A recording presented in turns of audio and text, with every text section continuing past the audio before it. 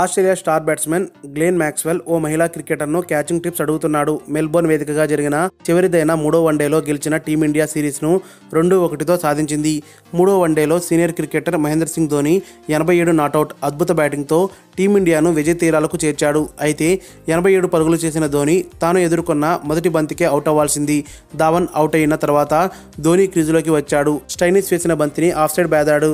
అక్కడ ఫీల్డింగ్ చేస్తున్న మ్యాక్స్వెల్ ధోని ఇచ్చిన సునాయాస క్యాచ్ను వదిలేశాడు. దీంతో ఆసీస్ మ్యాచ్ ఓడిపోయింది. శనివారం మహిళల బిగ్ బాస్ లీగ్ తొలి semifinal match Brisbane Sydney thunder జట్ల మధ్య జరిగింది. ఈ మ్యాచ్లో సిడ్నీ జట్టు చివరి బంతికి 4 కొడితే డ్రా, 5 పరుగులు చేస్తే విజయం సాధిస్తుంది.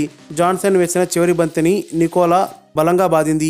అందరూ సిక్సర్ అనుకున్న తరుణంలో మెరుపు వేగంతో వచ్చిన హైదీ కళ్ళు చెదిరే రీతిలో డైవ్ చేస్తూ క్యాచ్ అందుకుంది. దీంతో బ్రిస్బేన్ ఫైనల్కు చేరుకుంది.